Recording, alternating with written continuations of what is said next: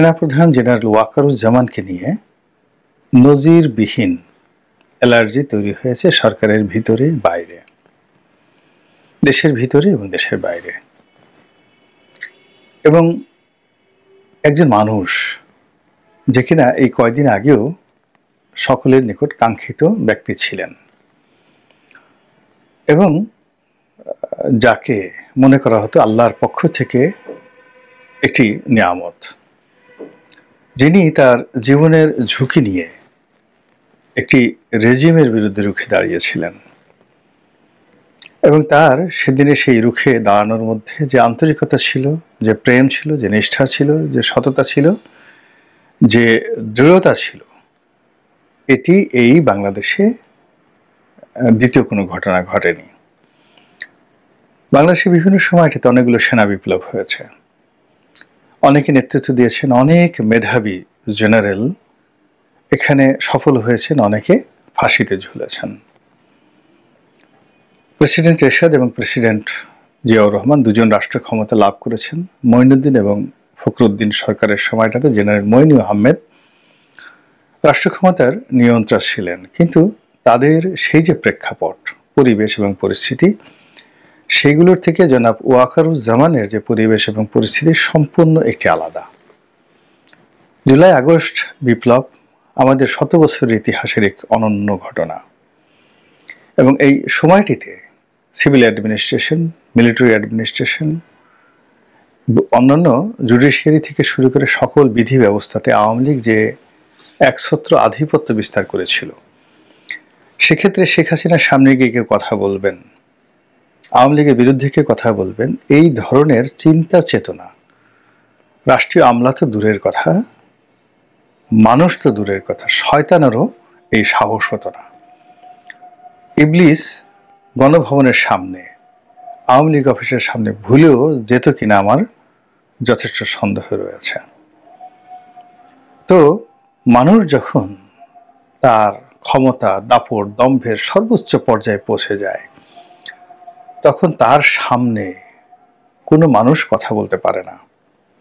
বাস্তব ইতিহাস থেকে দুটো ঘটনা বলি।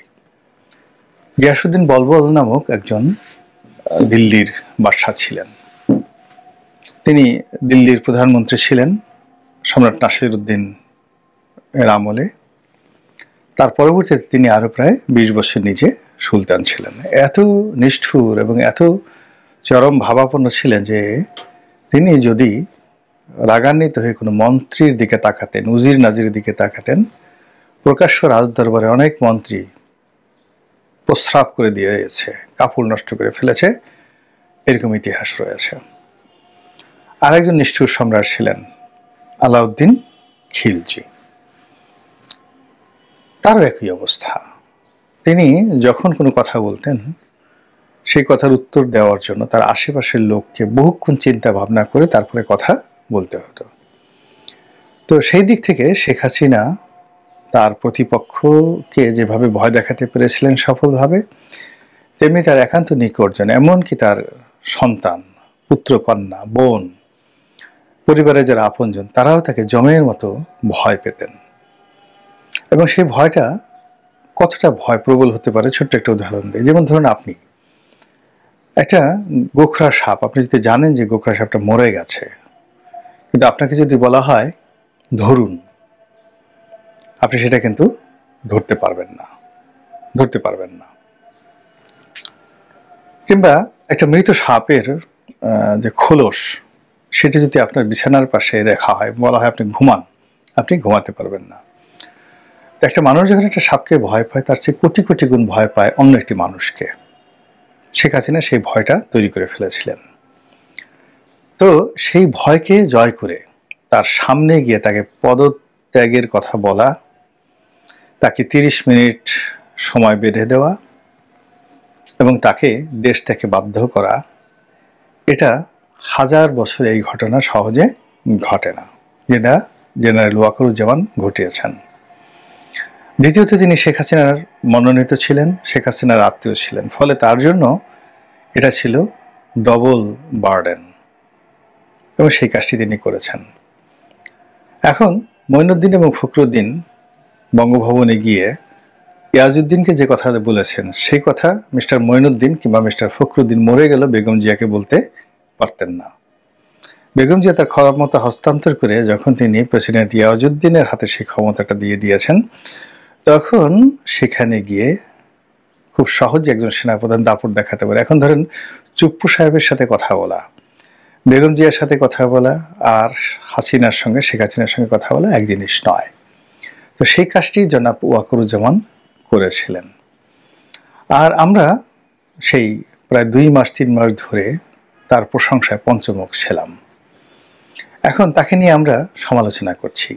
তিনি ভারতের দালাল, কেন তিনি ভারতের সেনাপ্রধানের সঙ্গে কথা বলেন, তারপর তিনি এখনো শেখ হাসিনার সঙ্গে যোগাযোগ রক্ষা করছেন, তাকে আবার ক্ষমতায় বসানোর চেষ্টা করছেন, আওয়ামী লীগকে তিনি একটা স্পেস দেওয়ার চেষ্টা করছেন, তিনি ক্ষমতা দখলের চেষ্টা করছেন, তিনি জরুরি অবস্থা জারি করার চেষ্টা করছেন, তিনি লোক ভালো নন, তিনি আমেরিকার দালালি করার চেষ্টা করছেন, সরকারকে কাজ করতে দিচ্ছেন না, এবং সেনাবাহিনীকে মাঠে রেখে তিনি ম্যাজিস্ট্রেসি ক্ষমতা নিয়ে নিয়েছেন, কিন্তু নিজের স্বার্থ চরিতার্থ করার জন্য একটা পুরো পরিস্থিতি ইউনূস সরকারের বিরুদ্ধে নিয়ে নেওয়ার জন্য এবং আওয়ামী লীগের জন্য একটি এবং ভারতের জন্য একটি সুবিধাজনক পরিবেশ পরিস্থিতি তৈরি করার জন্য তিনি চেষ্টা চালাচ্ছেন। এই ধরনের হাজারো অভিযোগ তুলে প্রতিদিন সামাজিক মাধ্যমগুলোতে ঝড় তোলা হচ্ছে এবং জেনারেল ওয়াকারুজ্জামানের ব্যক্তিগত চিন্তা চেতনা, ঘুম, খাওয়া দাওয়া হারাম করে দেওয়ার জন্য আমরা যে কাজগুলো করছি, এই কাজগুলোর ফলে আমাদের উপর আল্লাহর গজব বলতে গেলে অনিবার্য হয়ে পড়বে।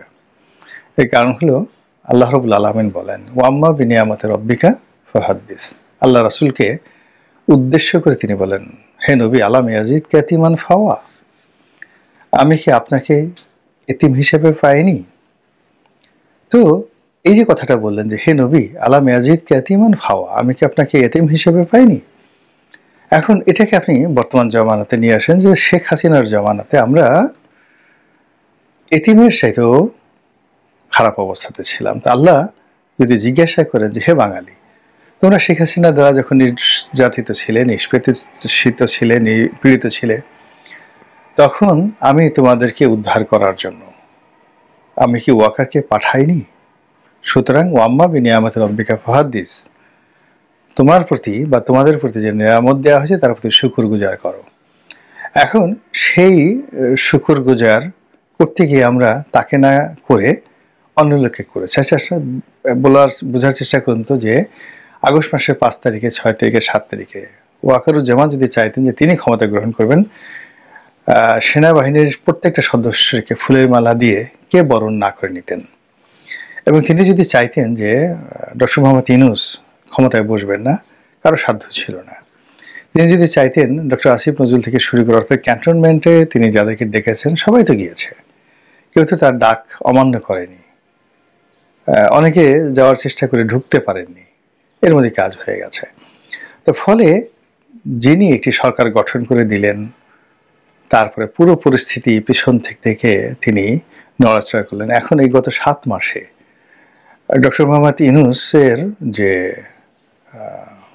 লোন মওকুফ, ঋণ মওকুফ কত টাকার হয়েছে, জরিমানা মওকুফ কত হাজার কোটি টাকার হয়েছে, মামলা মোকদ্দমা কিভাবে উঠেছে।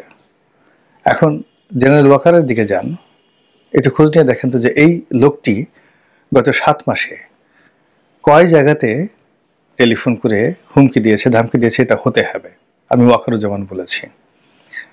কে বলতে পারবেন যে দেশি কই মাছ, বোয়াল মাছ, পাবদা মাছ, পুঁটি মাছ এগুলো আমরা ওয়াকারুজ্জামানের বাসায় দিয়ে এসেছি, তার স্ত্রীর কে দিয়েছি, দামি শাড়ি দিয়েছি, গহনা দিয়েছি। কে বলতে পারবেন যে দেশে বিদেশে গত 7 মাসে জনাব ওয়াকারুজ্জামানের আত্মীয় স্বজন, তারপরে পরিবার পরিজন, তারা সরকারি ন্যূনতম একটা সুযোগ নিয়েছে। আবার অন্যদিকে আপনি যদি চিন্তা করেন যে ডক্টর মোহাম্মদ ইউনূসের মেয়ে, তারপরে তার ভাতিজা, তার বন্ধু, তার বান্ধবী, তার সহকর্মী, তার আত্মীয় স্বজন কে সুযোগ না নিয়েছে। আপনি উপদেষ্টাদের কথা চিন্তা করেন, উপদেষ্টারা তারা তাদের যত পছন্দের, যার যত ক্ষমতা আছে, সবাই তার নিজ নিজ পছন্দের মানুষদেরকে বিভিন্ন পদে নিয়োগ দিয়েছেন। একজন উপদেষ্টার কারণে, পছন্দের কারণে, কেননা তিনি সেই উপদেষ্টা আরেকজন উপদেষ্টার স্ত্রীর খুব ভক্ত, ভীষণ রকম ভক্ত। স্ত্রীর জন্য তিনি তার জীবন দিতে পারেন। তো সেই স্ত্রীর প্রতি তার ভক্ত বা দুর্বলতার কারণে তার স্বামীকে তিনি উপদেষ্টা বানিয়ে দিলেন, একজন উপদেষ্টা। আবার একসাথে তারা মাঝে মাঝে মদ্যপান করেন, আর এক উপদেষ্টা তো মদ্যপান করেন। তো এরকম একজন গ্লাস পার্টনার, তাকে দেখা গেল সিনিয়র সচিবের মর্যাদায় সেই নিয়োগ দিয়ে দেওয়া হলো। তো এরকম অনেকগুলো ঘটনা ঘটছে, যেগুলো জনাব ওয়াকারুজ্জামানের ক্ষেত্রে তো ঘটতে পারতো, কিন্তু সেই ঘটনা কিন্তু ঘটেনি। এবং ঘটেনি বলেই তাকে নিয়ে এত অ্যালার্জি, যে আমরা সবাই ডাল খাচ্ছি, আমরা সবাই ফেন্সিডিল খাচ্ছি, আমরা সবাই মদ্যপান করছি, আমরা সবাই নারী সঙ্গ উপভোগ করছি, আমরা সবাই টাকা নিচ্ছি, পয়সা নিচ্ছি, আর এই লোক সে কত বড় সাহস, বঙ্গভবনে গিয়ে সে নামাজের ইমামতি করে। আরে আমাদের মতো থাকবা, সেকুলার থাকবা, নামাজ পড়ার দরকারটা কি, দাঁড়িয়ে রাখার দরকারটা কি, এত আল্লাহ খোদার দরকারটা কি? এরকম যারা চিন্তা ভাবনা করছেন তারা তো তাকে নিয়ে সঙ্গত কারণে অ্যালার্জির মধ্যে পড়তেই পারেন, এবং সেই অ্যালার্জি তারা প্রদর্শন করছেন। 2 নম্বর হলো যে এই মানুষ যারা ফাইন্যান্সিয়ালি কারাপ্টেড নয়, তাদেরকে আপনি অন্য যে কোনোভাবে কারাপ্টেড করতে পারবেন না। 2 নম্বর হলো যে যারা ক্ষমতার লোভ নেই, কিছু হতে চায় না, আপনি তাদেরকে ভয় দেখাতে পারবেন না, তাদেরকে পিছু হটাতে পারবেন না। এখন এই ওয়াকারুজ্জামানের এই দুটো বিষয়, অর্থাৎ ক্ষমতার প্রতি তার যে লোভ বা লালসা, এটি গত 7 মাসে আমরা দেখিনি। তিনি নিজেও বসেননি, তার আত্মীয় স্বজন কাউকে বসাননি, এমনকি তার বাসার পিয়ন, ড্রাইভার, দারওয়ান যদি শেখ হাসিনার একজন পিয়ন 400 কোটি টাকার মালিক হতে পারে, ওয়াকারুজ্জামানেরও তো পিয়ন আছেন, ব্যাডম্যান আছেন, বাবুর্চি আছেন, বাড়ির দারোয়ান আছেন। তো কেউ এই গত 7-8 মাসে একটা পেঁয়াজ, একটা আলু, একটা কদমা কারো কাছে ঘুষ নিয়েছেন? আচ্ছা বলেন তো, এরকম একটা প্রমাণ লিখে দেন। যদি তাই না হয়, তাহলে যারা এই গত 7 মাসে রাস্তার আগে ছিলেন ফকির, এখন আমির হয়ে গেছেন, আগে ছিলেন টোকাই, এখন রীতিমতো নবাব সিরাজউদ্দৌলার নাতি হয়ে গেছেন, তো সেই মানুষগুলো ওয়াকারুজ্জামানকে পছন্দ করবেন না। এখন তাকেও ওই যে শিয়ালের লেজ কাটার মতো তাকেও লেজ কেটে দিতে হবে। কিন্তু আমরা যত সহজে সবকিছু হিসাব করি, প্রকৃতি আসলে এভাবে হিসাব করে না। প্রকৃতির হিসাব বড় নিষ্ঠুর, বড় নির্মম। প্রকৃতি সবসময় ভালো মানুষের পক্ষে থাকে এবং মন্দ মানুষের জন্য একটা নির্দিষ্ট সময় দেয় বটে, কিন্তু শেষ বিজয়টা